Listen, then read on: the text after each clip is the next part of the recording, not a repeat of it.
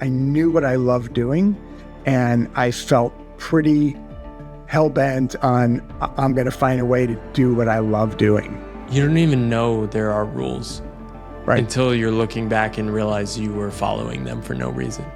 It was always you do this job to get the next job, and you do this job to get the money, and you're sort of never directly aiming at the thing. If I could figure out a way to support myself and do what I love, that was the goal. I heard this message, you can do whatever you want. Right. But then as you become an adult, you realize that nobody actually means that. Right.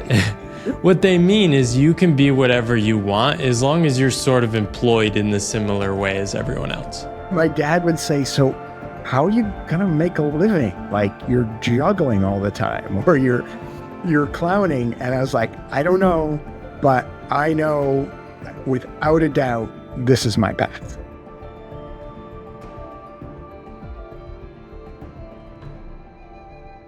Today, I'm excited to be talking with Rick Lewis.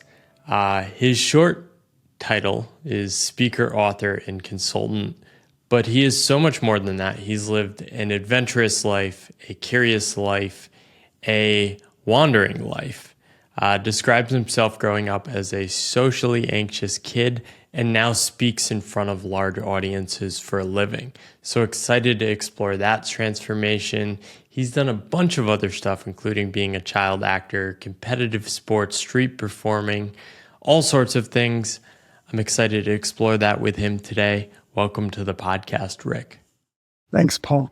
Great to be here and great to get to finally meet you. We have so much to explore, but with all my guests, I like to start with the stories and scripts that you grew up with. Everyone has some scripts that sort of shape what they think about what they're supposed to be doing in adulthood as they get older, as they come of age. What are some of the stories and scripts that stand out that you grew up with? Yeah, that's a great question.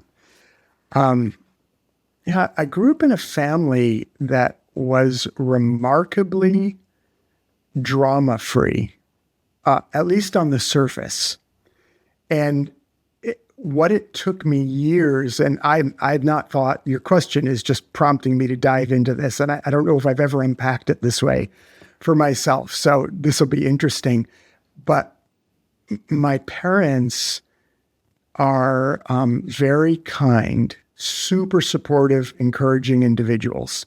So I grew up in an atmosphere where I was told, you can do whatever you want. We believe in you, we support you. They supported me to follow some very unusual paths of interests, including when I was in grade, junior high and high school. I did not go out with other kids. I didn't party. I had no interest in that. I was in my backyard learning how to juggle 5 balls and ride a unicycle. And I had these strange passions and they just supported me to pursue the things that I was interested in, whatever those were. So on one hand, I got an incredible amount of support and license for being myself. But in terms of hidden scripts, my father, being raised as a 50s male, was not expressive. He was not, let's say, emotionally expressive. Very intelligent, very bright, articulate guy. Both my parents are. But the amount of emotional expression that was exchanged on the surface, a kind of, I guess, emotional vulnerability, that I didn't see as much. And if there was tension, it was under the surface. It was not talked about. There was no let's slug this out and work through it and deepen our bond together because, we're going to go through the conflict. I never saw that done. I had no clue about how to do it. And as a result, as a young person, I was very passionate about a lot of things.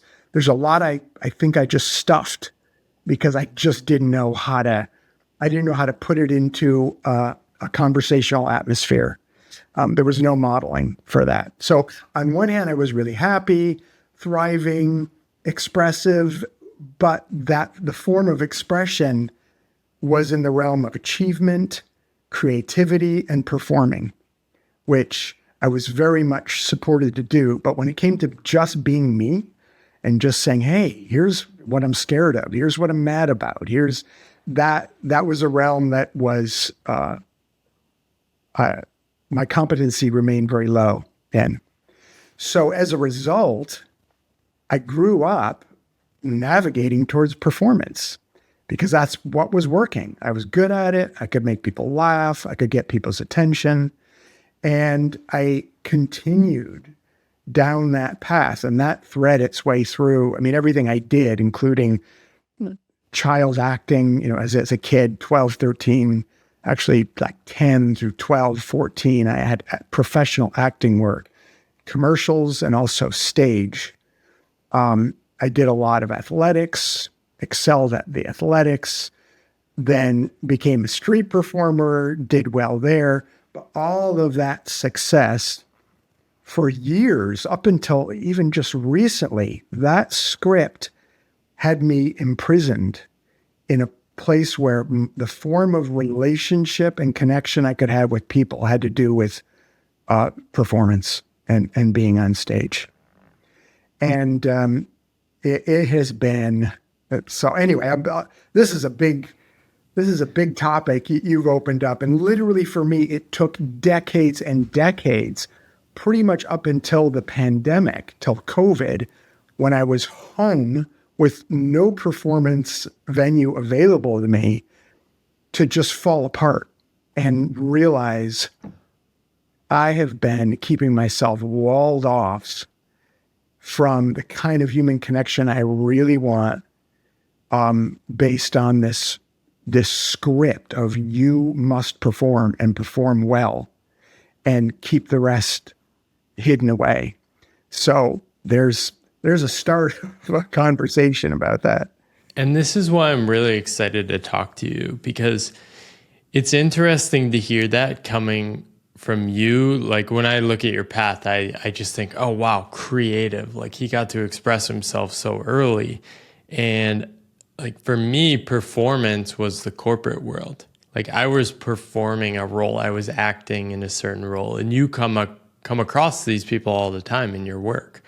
But I look at, what you were doing, it must have been creative and expressive, but it seems you sort of got stuck in the same patterns of, okay, I am playing a role. Were you able to express your creativity in those performance roles? Well, for sure. There's a huge range of creative expression. And a lot of what I learned about myself, what I learned to overcome was fear of putting myself out in a certain way. I learned to be able to try things without knowing if they were going to work, and had a huge number of wonderful things happen for me because I developed that as a competency. It's just that it was in a limited range, a limited realm, in terms of like performance art and trying things in public and comedy and theater. All of that is where I was able to really push the envelope.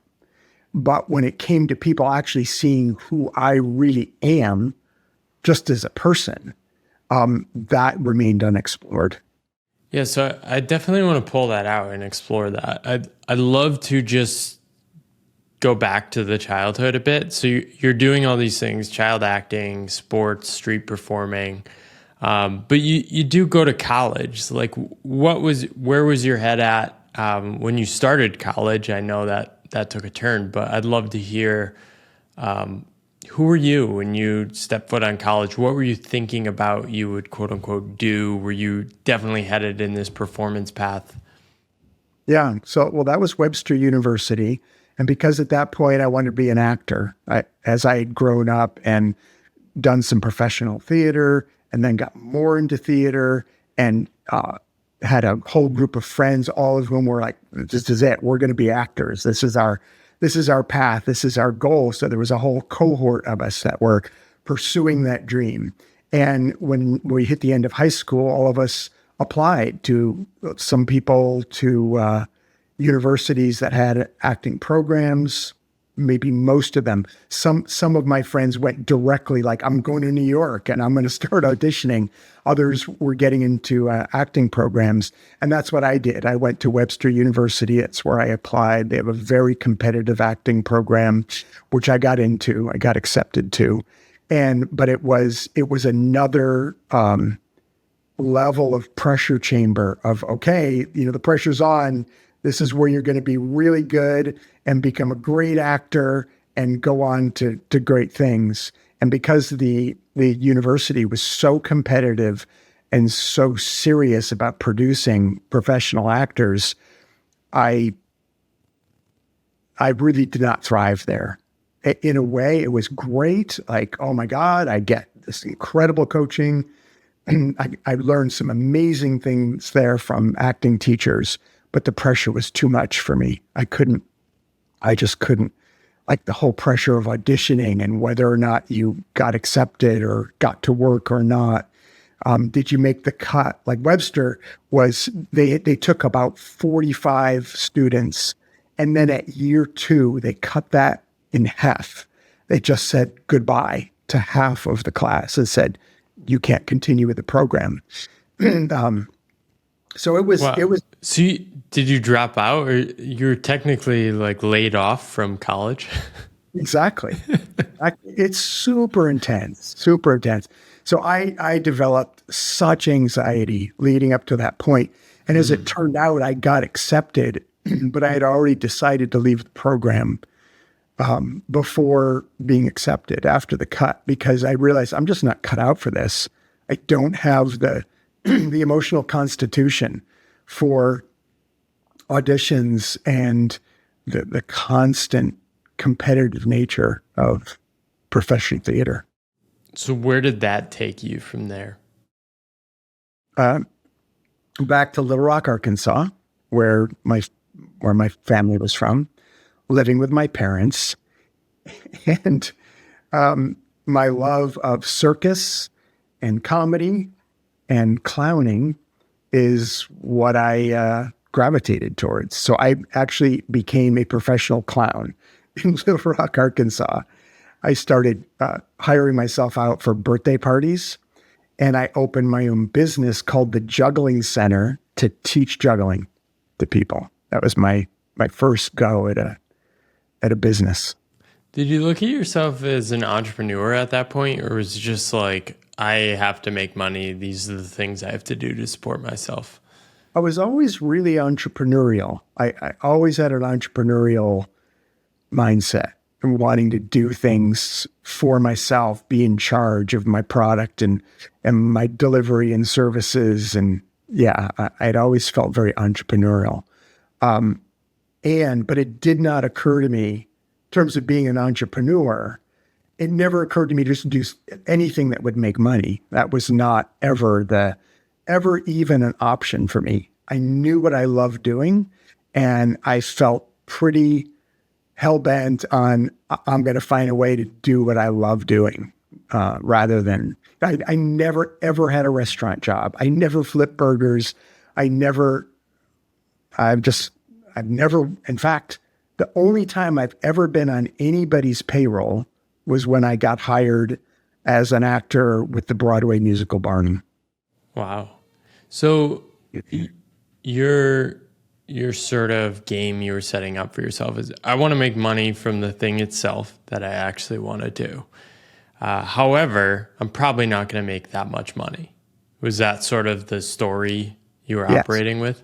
Pretty much, yeah. And where did that come from? I mean, I think at that time, there was just less opportunity to do things online and sort of build these own things by yourself. But was that was just the people around you, and it's just like, well, this is what you do? Well, yeah, online didn't exist at all at that stage of my life. I mean, I'm 62, so, backtrack that far, and that was not in the picture. Yeah, I mean, I don't know if it was so much that I wasn't even thinking about money. Like I grew up in a middle-class home. My parents are very frugal. I never had high needs in terms of All I needed to do was subsist. If I could figure out a way to support myself and do what I love, that was the goal. And there was never a thought of I just didn't have my sights weren't ever set on wealth or a need for material comfort. And did you have a community of similar-minded people around you at the time? Well, similar in the sense that those, in high school and university, the people who wanted to work in the business of being some kind of performer or actor, we were just bent on the end of being able to work in that industry, not being, rich at it. It was really for the art of doing it. That was the prestige around it, was that we would be doing that activity, not how much we'd be making from it. Yeah. This is something I think so much about it. I know with writing, you've taken the self-published route as well with the book you eventually wrote further along your journey. But it feels like such a special thing for me that I actually just get to make money directly from writing because I love writing. It's sort of mind-blowing to me because in my previous path, it was always you do this job to get the next job and you do this job to get the money. And you're sort of never directly aiming at the thing. And I think aiming at the ends itself is a very underrated thing. But it's sort of like everyone thinks that's crazy now. Was that even the case then? Or do you think it was a little more of a conservative approach when you were growing up? In my limited lifetime, everyone has always thought that approach is crazy. It was the same. It was very, very small percentage of people who were doing that. And people would just look at me, my parents' friends, and just kind of I was from a different universe. The way I was going about things and what I was pursuing in terms of livelihood. Even my parents, who are very, liberal and supportive, they just kind of shrugged their shoulders. They're like, okay. My dad would say, so how are you going to make a living? You're juggling all the time or you're clowning. And I was like, I don't know, but I know without a doubt, this is my path. How do you know? What is that? Is that a feeling? Is that just this matters so much? What is that? Joy. Just absolute joy. When you have a reference point for something that just totally brings you alive when you're doing it. You say this in your... coming alive over getting ahead is sort of how I frame it. That's it. And because I just reread your book, which is just fabulous, by the way. I so resonate with your message here, but that's it. Coming alive over getting ahead. And somehow, I don't know how you get that orientation, whether it comes through the modeling you have for your parents or your community, or you're just born with it. But there was never a question for me between those two things. I was never tempted to get ahead over do the thing that just made me feel alive. Yeah, the way I've put it to people is there is this state you can find that you feel so connected, so alive, that you stop worrying about the things you think you need to focus on. Yeah. But I don't know how to get there. I don't know the recipe of how you, the second person, you can get there. But knowing that state exists should sort of drive you crazy and is I need to try stuff to try and find that state. Yeah. And it's interesting to go back to something you said earlier, which is that your parents were you can be whatever you want to be. And I think a lot of people do have parents when they are young kids that say these things to them. I heard this message, you can do whatever you want. Right. But then as you become an adult, you realize that nobody actually means that. What what they mean is you can be whatever you want as long as you're sort of employed in the similar way as everyone else. Right. Yeah, I think that's very true. I don't think there's generally an awareness of how incredibly corralled our attention is collectively as a culture into a very limited subset of activities, especially when it comes to occupation. And even when people think they're being very broad minded or creative or open minded, it's still about 3% of a 360-degree spectrum. And when you start getting outside that narrow band, you get pushback, emotional, psychological. And because our training, the way we're conditioned as we grow up, most of that pushback then comes internally. We don't even see that as necessarily external, that we've just inherited it through our upbringing of the culture, but it arises internally. And then you've got this inner war going on where, your soul is like going, I have this idea or I have this new direction. And yet there's a tremendous amount of internal resistance to pursuing that, I think. And so you were definitely outside the box with your path, but it sounds like you also sort of created your own prison in terms of what you were capable of for a while as well. And things seem to shift around the '08 financial crisis. Is this right? Yeah, well, there were two big shifts. The '08 financial crisis was the first one. And then very similarly with COVID. I mean, and both of them were economically induced, those crises, because in '09, I had been a comedian for like 15 years at that point, and getting good work coming in just from referrals and word of mouth. And then in '09, when the economy tanked, that's the first thing that gets struck off of budgets for corporations. It's meetings and events, especially entertainment, is entirely discretionary. So that went away instantly. And my phone just stopped ringing altogether. And my wife was 4 months pregnant. I had two teenagers already and zero income. And the bank account was just going in one direction. And interestingly, it was one of the only times I went, okay, I'm an adult now. I've got a family to support. I better go get a real job. And my idea was, because I had learned how to do web design for my own marketing for as an entertainer. And so I started going to my little town and trying to sell websites to small mom and pop businesses. And I was successful. I started, selling web design. I was building websites, $300, $500, just cobbling enough together for us to have food money. And I went to my wife after a few months and I said, honey, I think I figured this out. This is working and I kind of like it. It's about communication and I think I could get better at this. I'm thinking of pivoting to become a web designer. And this was absolutely landmark for me. Like, first time in my life ever I'd considered something like that.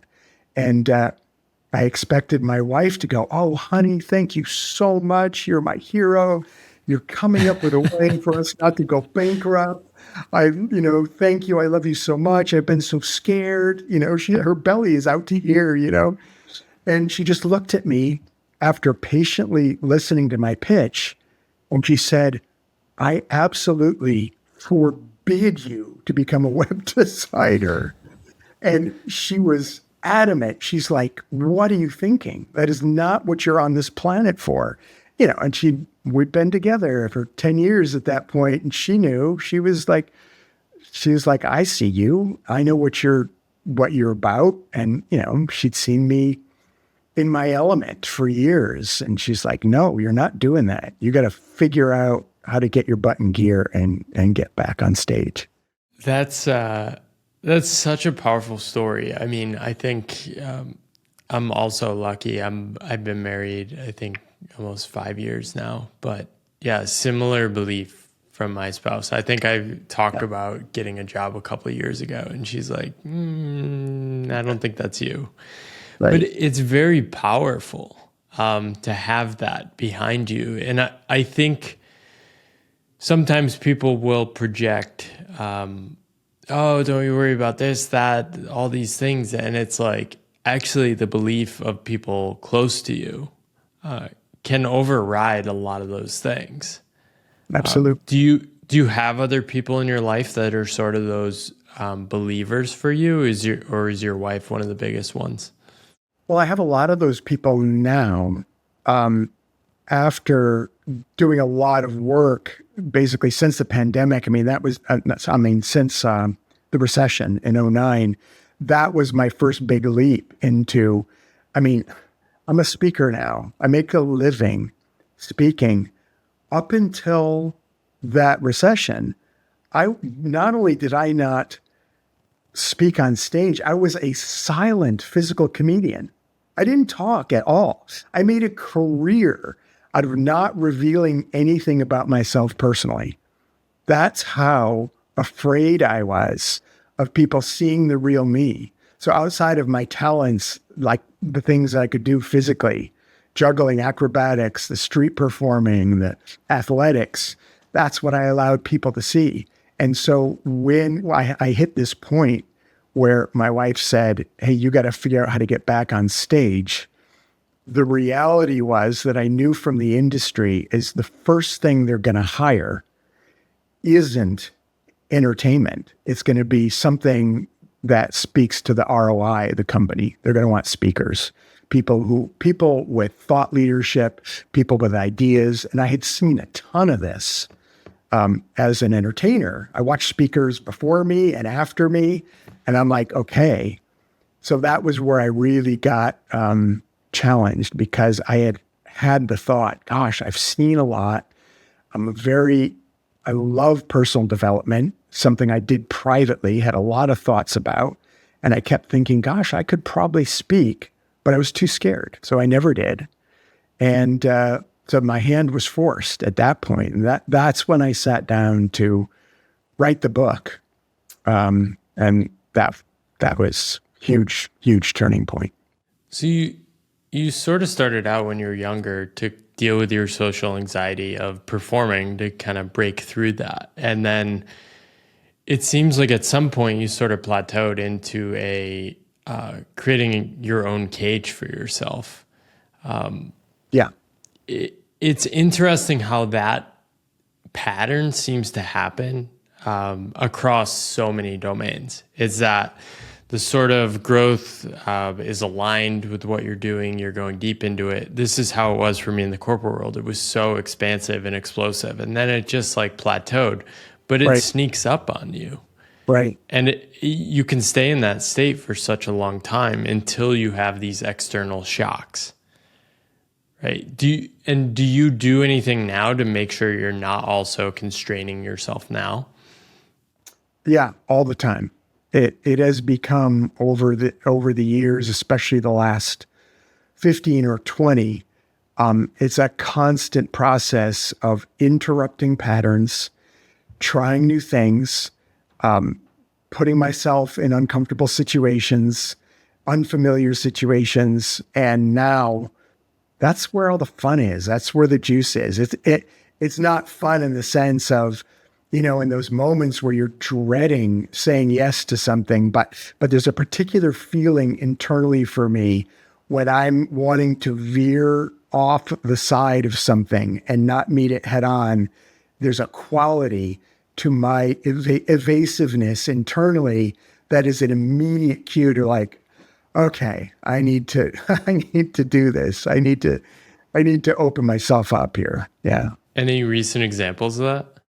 Sure. Actually, a good example is Rite of Passage. It was in my first cohort just, a year ago or so. And, David, and it's so interesting to me because anytime I get myself in a circumstance where someone else is the space holder or the authority, doesn't matter what the age discrepancy is, or that I immediately overlay this that person is in charge, they're the authority, and I'm now need to be submissive and silent and in the background. And so it was actually in one of David's main sessions, he was speaking, and Will, David's partner, opened up the floor for comments. And I had a question that I was holding internally. And the moment Will said, "Does anybody have any questions for David?" my immediate entire bodily response, because there was 300 people on the call, David speaking, my instinct was, oh my God, there's no way I can raise my hand right now. And the moment I had that thought, I went, shit, I have to do it. I have to, because it's those moments where we peel off and defend our withdrawal that we shrink our lives. And especially for stuff like that, where the actual consequence of failure is pretty much nothing. It's all internal. So those are the kind of instances where when they arise for me, I go, okay, I don't want to, but the result of not participating at that juncture is far too costly to everything I want in life and everything I want to convey and model for others if I don't participate. And that incident actually turned into an article where the shiny dime was public embarrassment. No, private embarrassment is poison.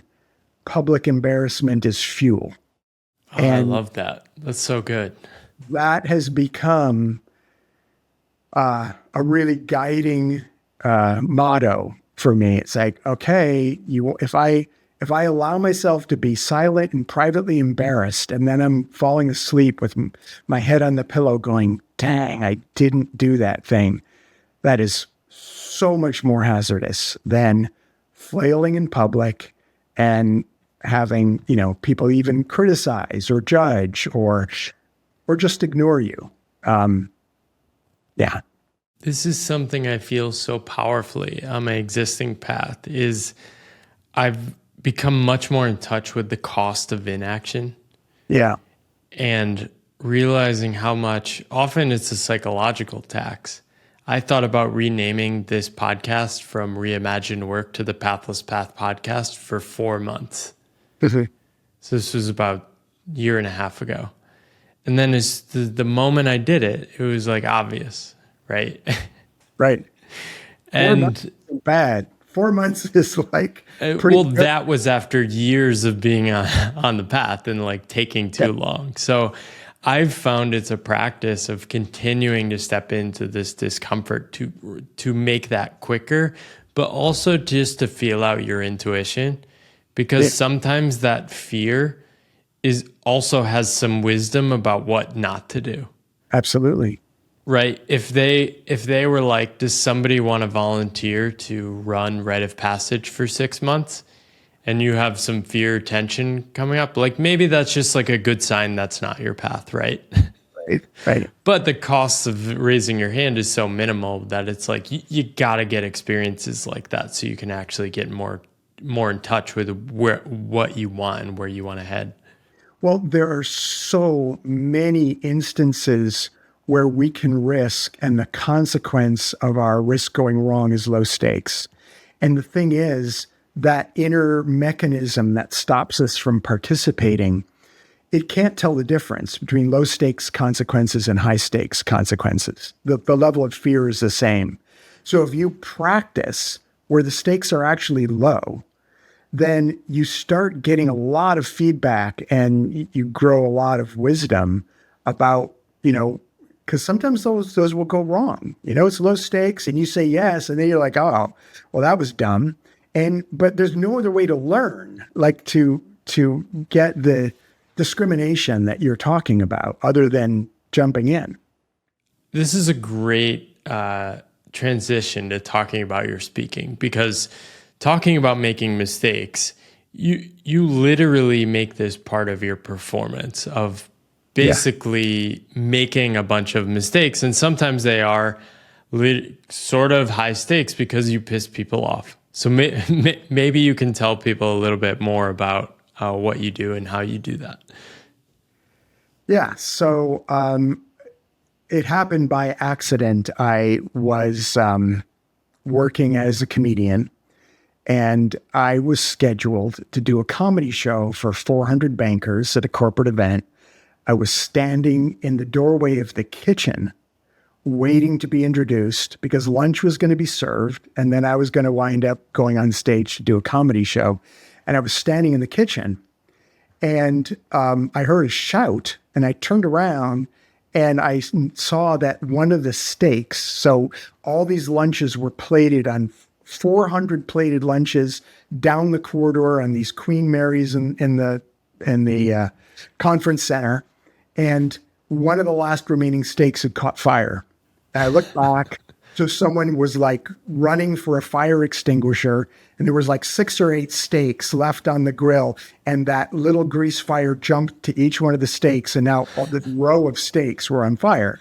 So, no big deal, but, someone's running for a fire extinguisher, but before they can get back, it sets off the fire sprinkler system in the kitchen. So I'm standing there, and if you've never seen an industrial fire sprinkler system do its job, it is They're intense. It doesn't mess around. It's very thorough. So I'm standing there, and within like 12 seconds, every one of those 400 lunches are completely destroyed because they're just drenched with this deluge of water coming down. So I'm standing there going, oh my God, this totally sucks for this. The event planner is running back. She's like, what's going on? She's panicking. She's making phone calls to local hotels, trying to figure out where she can get food bussed in for these 400 people. It's going to be an extra hour wait. And I'm like, what can I do? And because of my background in improv comedy, dealing with unusual circumstances as a street performer, I looked right next to the door, and there was a server apron hanging there. And I decided, I'll throw on this server apron. I'll go out in the room and I'll pose as like an eccentric, incompetent server, and we'll have a laugh, and I'll, fill in the time with some comedy. And so I put on that apron, I walked out, and I started being this inept, goofy, rude waiter. And the first table I went to, I'm pouring water from a height of like 3 feet, just trickling it into the glass, putting my arm right in front of people's face and figuring, this is going to be funny. But instead of being funny, people are just getting pissed off with me. And so then I tried to make it more broad and exaggerated, but no matter what I did, people just got more and more upset, more and more irritated. And after about the 5th pass through the room, I walked back into the kitchen to get more props to play with. And the thought I had was, I think I've just discovered my life's purpose. It was so much fun to just like mess with people that way. And eventually I did the comedy show. The level of energy in the room, the release of people going, oh my God, we've been totally, rused. It so added to the impact of the comedy show. I did that every single time ever since. And that was, 20 years ago. I've now overfilled 150,000 water glasses since then, doing this routine as a waiter, a bad waiter, as the lead in to the speaking gig. Yeah. And so I'd love to hear about how you formulated the ideas around this. So it sounds like you were doing that comedy thing a little longer, and then you layered on some of the speaking to it, which is pretty cool. So how did you sort of develop the story around that, the angle, and how you frame things? Yeah. So, the comedy thing lasted I was doing just the comedy show and the waiter routine lead into the comedy show. that was like maybe 3 or 4 years before '09. So when '09 hit, and I sat down to write down my stories, and that was the lead in for me to everything that happened in terms of thought leadership, is my stories. I was like, when I sat down in front of the computer, determined to write a book of some kind in 2009, it was like, I'm going to write down every single story I can think of or remember from my years as a street performer, from the waiter, what happened with the waiter routine. So it was writing down all these stories and looking at them from the perspective of what I knew were organizational issues: communication, leadership, innovation, productivity, integrity. These were all the things that were talked about ad nauseum over and over and over in events. And I first I wrote down all the stories, and I went, how can these stories relate? How can they feed into learnings or lessons I could offer that fit in these buckets of organizational interests? Yeah. And you sort of have a unique angle of being an outsider, being able to communicate to the corporate world. I've still struggled to actually figure out how my stuff maps to the corporate world. A lot of my stuff is about questioning the corporate world and potentially leaving. But I'm also just too close to that world and haven't really thought about engaging with it. But I think you're in such an interesting role as an outsider, and observing these people over years of doing your different acts. What are some of the things you sort of observed? Like, you're almost like an anthropologist observing the corporate person as an outsider. Yeah, no, I've called myself an accidental sociologist through this process, because having observed the behaviors as a fly on the wall in the corporate realm, and just watched how people talk and behave and move, and especially under the theatrical stress of my bad waiter routine, and how people are together culturally as a corporation in relationship to me. And it shifts from in different parts of the country. So East Coast will respond differently to me than West Coast or to the South. And then certain types of industries, like what a group of engineers will do in relationship to me versus what a group of salespeople will do in relationship to a bad waiter. It's fascinating. It's totally fascinating to see the group mindsets, the group mind that pervades all of these different corporate atmospheres, for sure. So let me guess, the Northeast is a lot more stressed about what you're doing than on the West Coast. In your face. Like, they'll get right up and they'll come over to me like, what are you doing? What, they want answers. They want to know what's happening, why I haven't been removed yet. That's much more the trend, especially New England area. West Coast is like, everyone is so laid back and so like, we'll wait and see and give it the benefit of the doubt. And when you get to Canada, it's even worse, because, Canada is the I'm sorry, capital of the world. So people wouldn't say, it's very English, people wouldn't say anything here that like go behind the scenes to try and work things out. Wow. And so what are some of the big takeaways of what you're trying to communicate from this experience? I know a big thing is about sort of breaking the rules.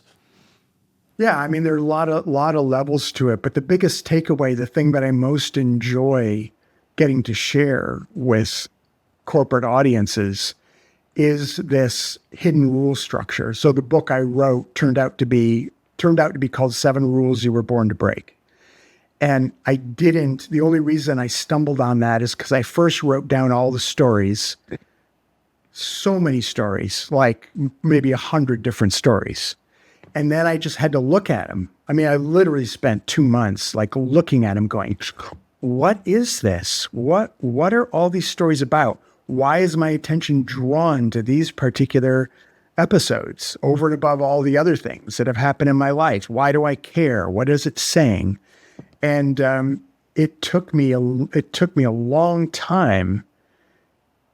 I was obsessed. My wife was just like, "Will you please get on with it? Just like publish the stories." And I'm like, "No, there's something. These mean something. There's a through line here that I have to find." And looking at all the stories, it's when I realized, oh, these are hidden rules that we follow in our culture. These are ways we behave that undermine personal and organizational excellence because we're unconsciously wed to obedience and this rule structure that nobody talks about, but everyone just follows.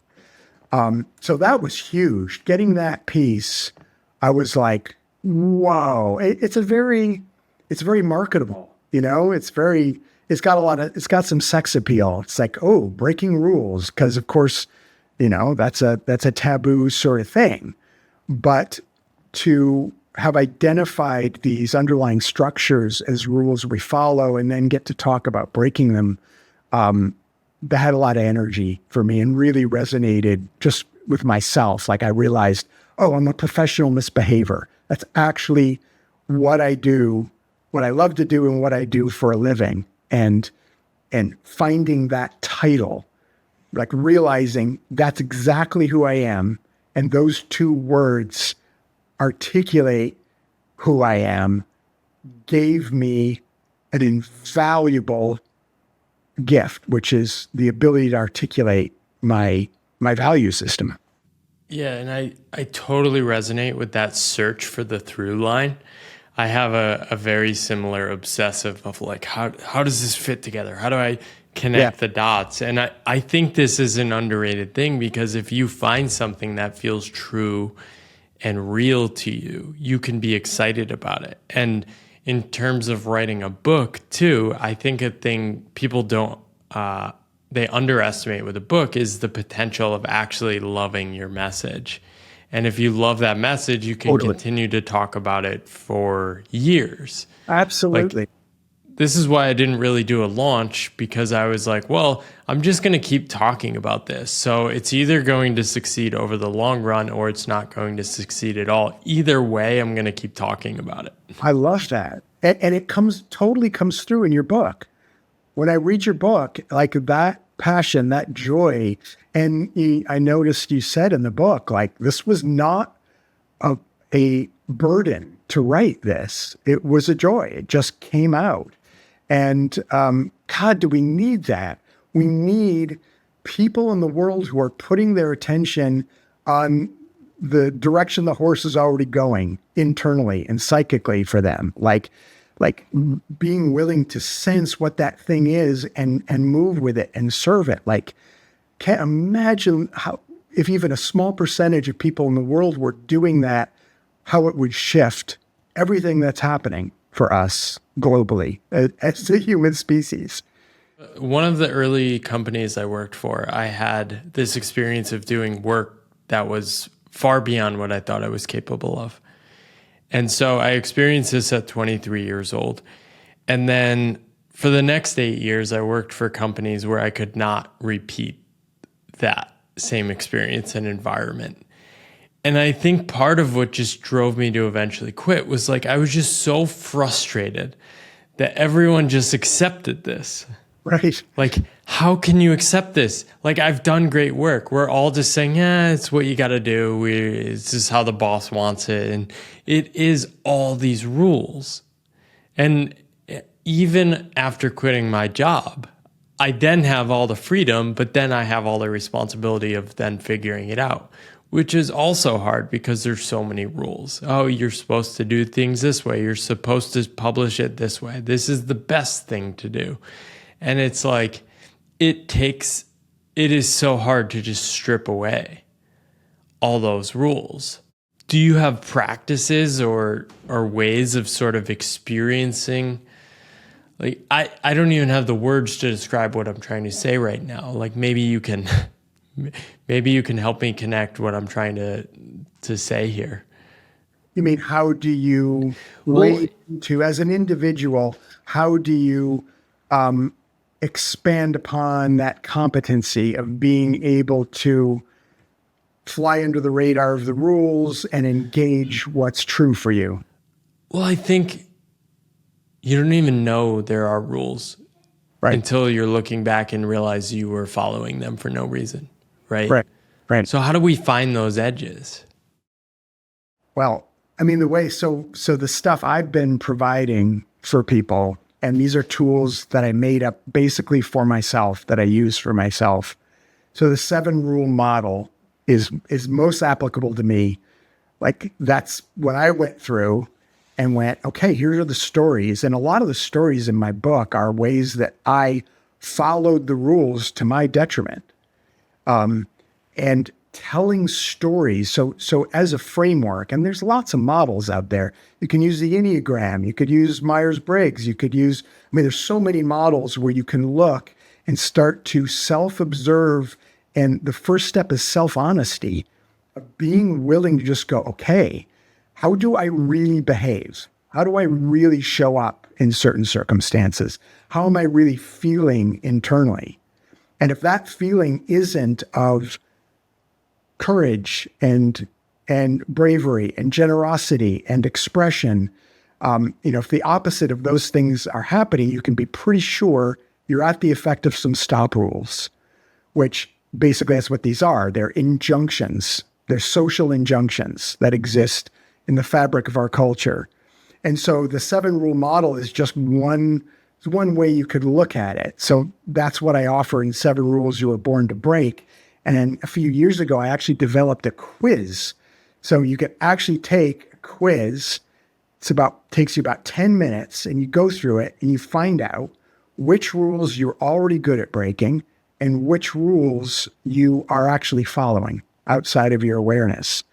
And so this is my passion right now, this is what I'm using in my corporate presentations, is I put everybody in the audience through the quiz, and I get them into dialogue and discussion about, okay, let's look at how you are actually following these rules. And they tell stories. And right now I'm developing a whole platform which has a set of exercises. So I've got 50 exercises for every one of those rules. So someone who is rule bound in the rule, for example, one of the rules is be normal, which is, okay, I got to fit in. I can't be different. I can't stand out. I can't express my feelings because those are unique and authentic. Anyway, so I'm really into, I love models and systems for growth. And I've just always created them for myself. And this particular one is the one I use for myself. I mean, I retake the test about every 3 months myself, just to go, okay, where am I trending right now? Yeah, one way I know I'm leaning into challenging rules is when I sort of send people into cognitive dissonance. This happened to me this week. I listened to a podcast and somebody was giving away his book for free, and I was like, that sounds fun. I put my book up for free, and then people lost their minds.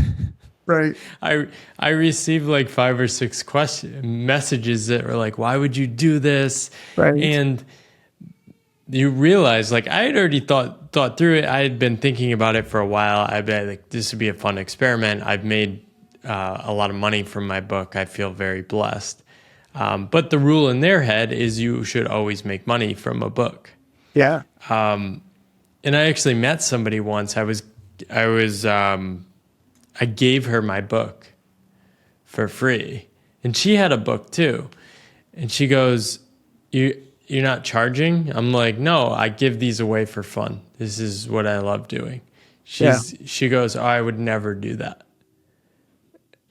And her book is sitting right there in like her bag. And I'm like, okay. Wow. And she didn't reciprocate. No. Wow, that's fascinating. Yeah. Well, And I was like, wow, she's missing out on this expansive, Totally. larger connection and relationship opportunity, right? And like, I'm more than happy to buy someone's book, but also like there are just these opportunities that will emerge from giving something away for free. Yeah, absolutely. That's one of the things that's really drawn me to you and your work. And even like, little things like at the bottom of your emails, your essays, you say, hey, I'm not paying attention to my subscriber counts. If you want to unsubscribe, go ahead. I'm not even going to notice. And stuff like that, I find is so, like, it's those touches of expression of your value system and where your attention is and where it isn't that gives people traction with who you actually are. It says a lot.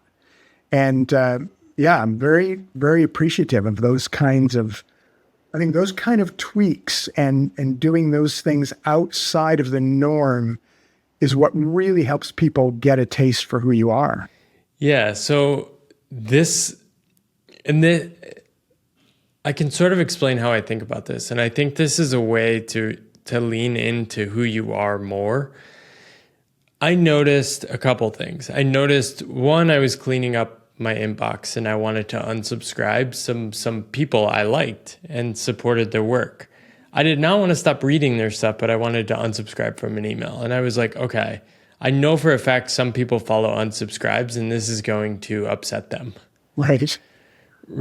And I also get the unsubscribe alerts and have felt crappy when I've seen people unsubscribe. So it's like, okay, how can I take a different approach with that? And so I just put at the bottom of my email, I never will check unsubscribes. I don't know. I don't look at the subscriber list. Yeah. And one, it's a way to signal that I'm really just in this to play the long game with my writing.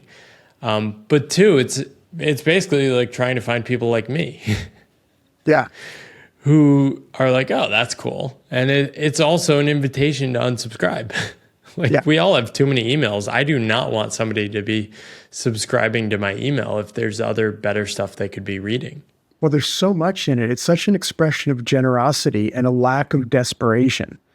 And when somebody isn't desperate, then that's just attractive. It's a magnet for wanting to stay in relationship with that person. Yeah, and I think it's a hard thing to get to. I think a lot about how do I cultivate the feeling of enough. Yeah. And my idea of doing this after I quit my job was, well, how can I purposely try to make less money? Mm-hmm. And I probably haven't talked about this in a while, but in the first couple of years, I said, well, what if I just don't work and don't try to make money? Right. How will that feel? Right. Turns out it feels terrible. And you feel like an idiot. But then while you're doing it, you're waking up and going about your days and you're like, oh, I'm actually having a pretty good day. And it's not directly tied to income flowing in or anything like that. Right. Oh, and I'm also like figuring out how to live on less. So this is pretty nice. And so that spirit is now with me now. But to be honest, I'm still struggling with this. Now I'm making money from writing. It's like, well, am I an author now? Should I be writing more books? It's like, what limits or rules am I not thinking to break now? So right. Yeah, this stuff never ends. And I think it's so powerful what you're talking about. And I look up to people like you who are further along ahead of me on the journey. And it's like, I think it's very inspirational how you reinvented yourself several times on your journey. And so how do you think about that? Like, especially as you get older, like how do you continually reinvent? Yeah, I mean, it's just too much in my system at this point to not reinvent. There's a particular feeling that is very telltale. I wouldn't even know how I'd describe it, but there's like an inner flatlining. You can feel it when I start to go, oh, I'm comfortable. And it's really kind of gotten to that point with the corporate events. So I'm always doing something different. Every single keynote I've never done before. because it's just too, it's just not interesting to do something you can just repeat and works in a certain way. If I'm not growing and taking a risk in front of the room, I'm not actually conveying the most important thing I want to convey to corporate audiences, which is how do you fully stay alive to your work all the time? And then that comes from being willing to reinvent. And it has nothing to do with looking back and going, oh, I've reinvented myself. You could reinvent yourself 20 times. It doesn't relieve the obligation, if this is the life you want, to reinvent again next month or next year when you find yourself in a groove that then becomes kind of rote. How have you thought about sharing these lessons with your kids over the years? And just thinking about being on an unconventional path and how that interplays with being a parent is something I'm very curious about. I'm at the beginning of my journey. Yeah, that's a huge subject. Yeah, that could be a whole podcast. Yeah, absolutely. Parenting is such an incredibly humbling experience. And if it's not a humbling experience, then you're not doing it right. Yeah, I think it's interesting you say that. I think one of the biggest shifts I've realized, I'm 10, 11 months into this, but I think I had this idea that it was like you become a parent and then this parent is this fixed thing. And then quickly, the first year, you're basically a new parent every week because it changes so rapidly. And it really is this constant unfolding and humbling experience. It never ends. As your kids grow, they're constantly evolving. And in a different stage of life, you have to be a different person to serve them. And, for a great measure of that time, you're going to fall down. You're going to miss it. And your kids are going to push you right up against things you never, you thought you successfully evaded from your own upbringing, things that pushed your buttons or you weren't comfortable with, that you figure, okay, I'm past this now. I've created an adult life that's fashioned around the areas that I am comfortable.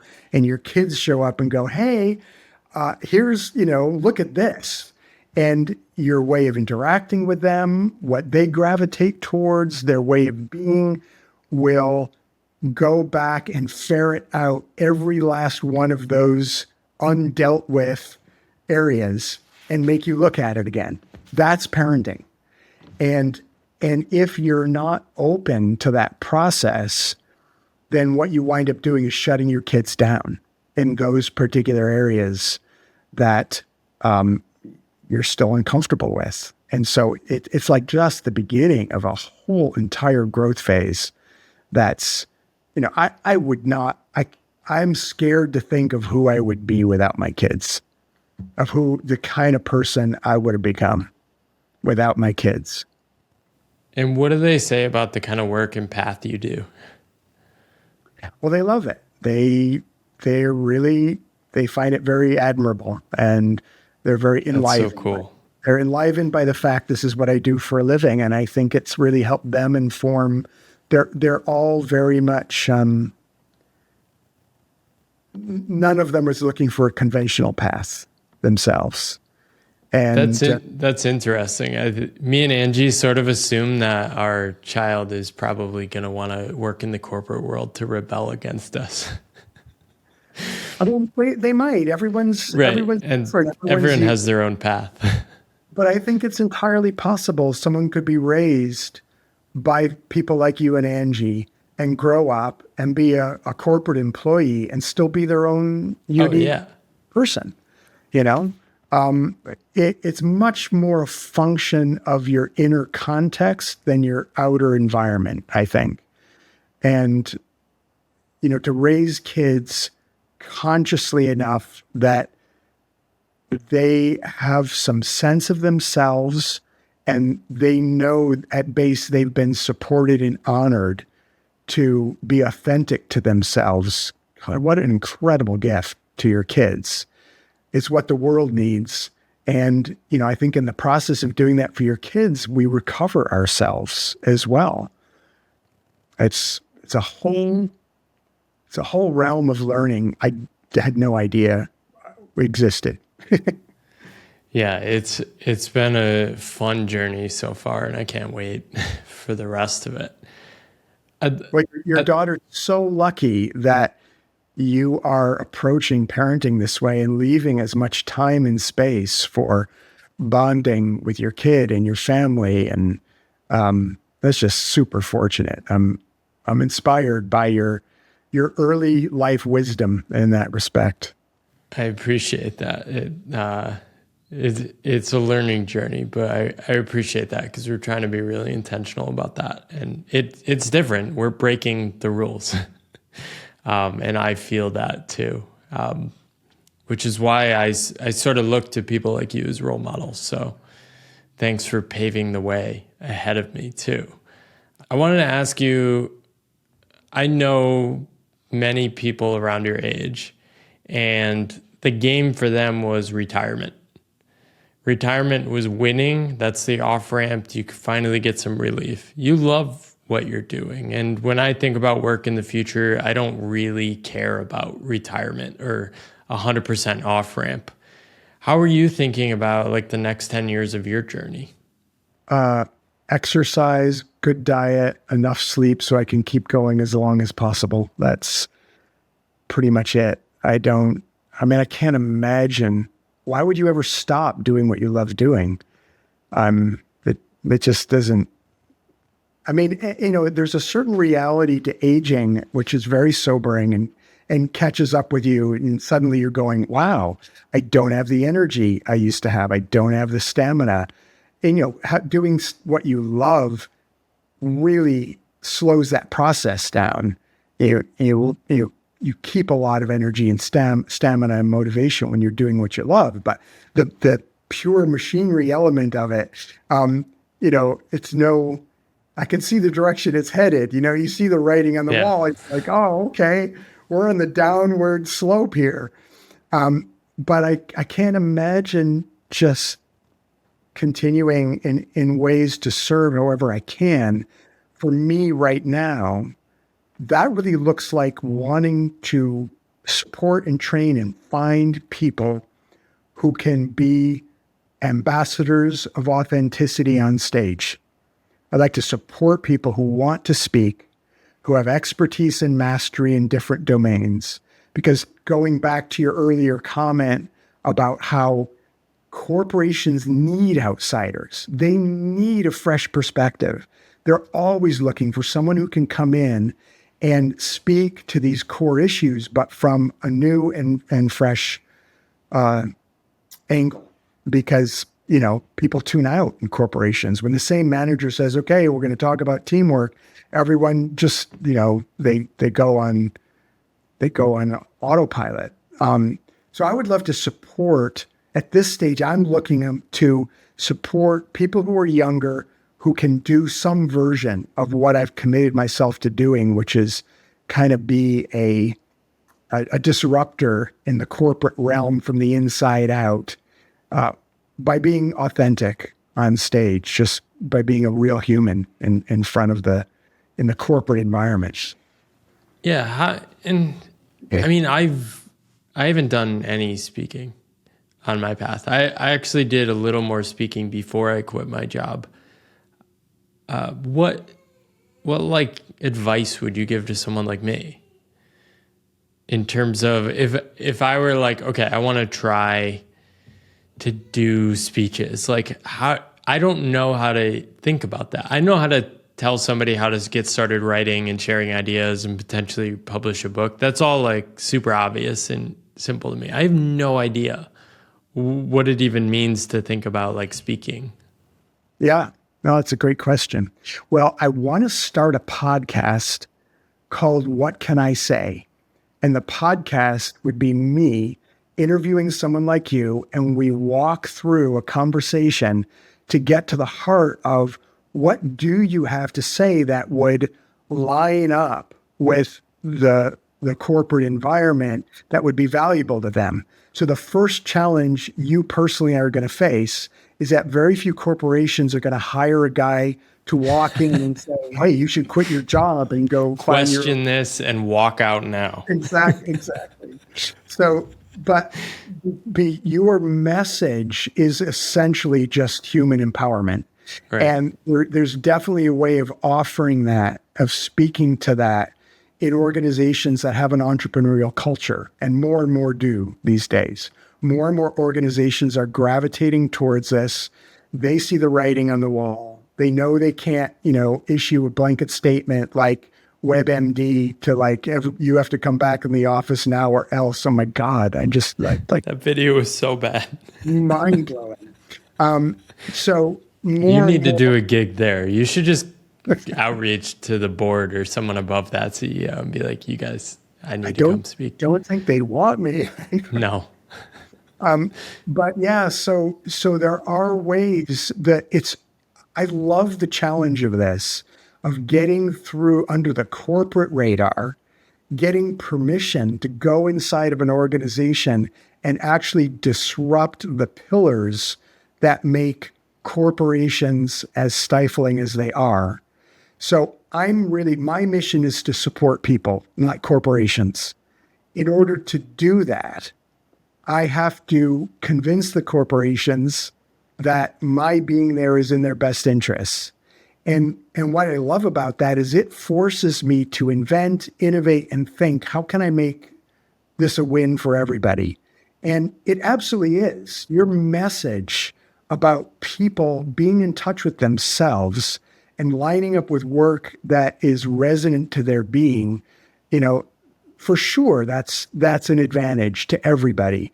But it would take some finessing and some work and some theater for you to line it up in a way where, a hiring committee would pull the trigger and say, yeah, let's have Paul Millard come in. And yeah, it's interesting. Like I'm thinking about myself as like a rogue undercover freelance consultant for like a day. And I'm just sort of doing what you're doing with waitering, but with the work. Like I know exactly what I'm doing. I know how to do high quality work, but I'm sort of just like creating a ruckus. Yeah, you planted some seeds, so I'm going to think about this. But yeah, and where can people find out more about that work? I think it's called Pivot to the Podium. Is that right? Yeah, pivottothepodium.com. Yeah. And you're doing that through a paid Substack? I am. Yeah. So I've got a free weekly newsletter and then a paid tier. I just started it 6 months ago. So a lot of the stuff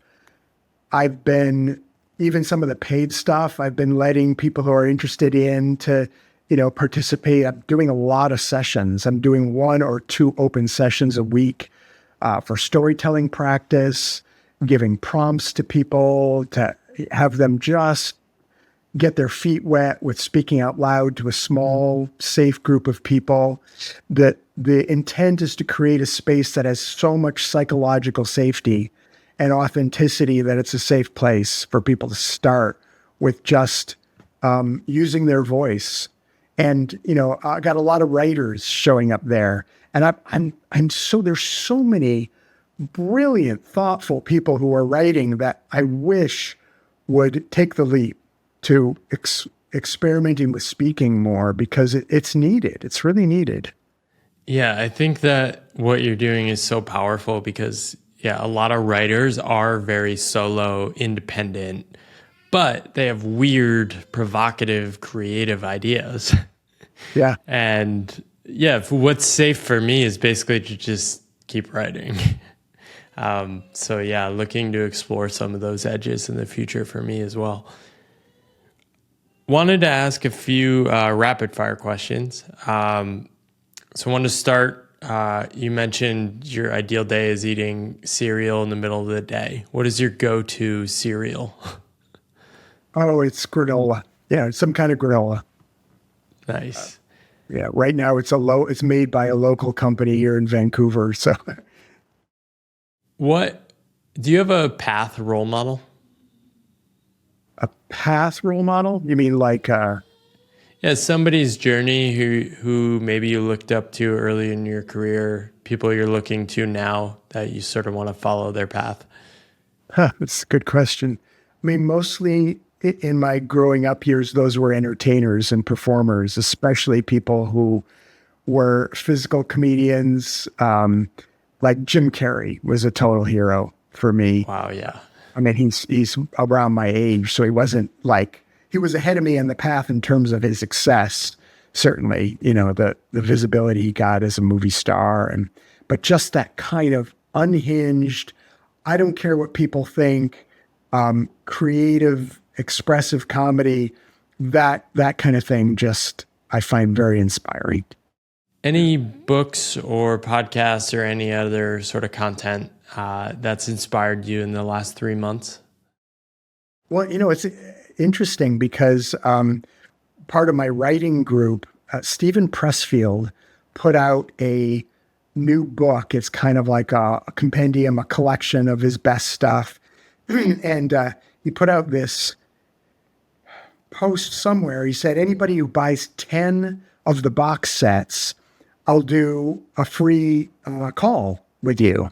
And so I went to my writing group. I said, hey, let's all buy one of these, and I'll ask him if he's willing to come speak to our group. And so we did. And he said, sure.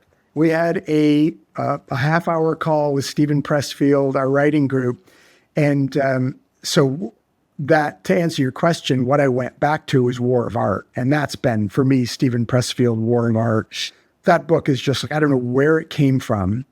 I don't even know if he relates to it as his best thing.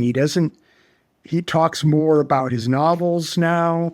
But to me, that book was like channeled from someplace that I could reread it once a month for the rest of my life, it feels like. That core message around resistance and fear always being present and always being something you're going to have to grapple with, I'm inspired by over and over again. Yeah, it's such a raw channel of just like pure creativity. It's so good. Like if you do creative work, at some point you have to read The War of Art. Yep. That's beautiful.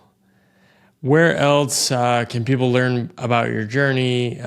Maybe watch. I definitely recommend going to Rick's site and watching some of his highlight reels from his speeches. It's pretty entertaining. But where can people learn more? Where do you want to direct people to of your current work?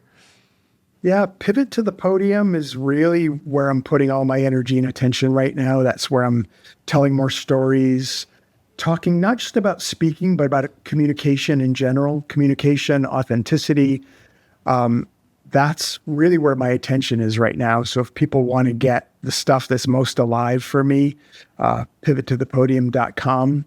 And then ricklewis.co is my speaking site. So if anybody out there is looking for a speaker for a corporate event or knows of someone who is, that's where you can see like that highlight reel that you're talking about on there. And I also have a profile on Medium. I haven't been writing there for a while, and I intend to go back, but Medium's another place I've got some articles out. Fantastic. Well, it was a pleasure to deep dive into your story. I love what you're up to. I'm rooting for you. I hope you keep going. And thanks for chatting today, Rick. Absolutely, my pleasure. Great to meet you, and I hope we can stay in touch. Your journey is and mutually inspiring to me. Thank you. Hey there. Thanks for watching that episode of the Pathless Path podcast in video form on YouTube.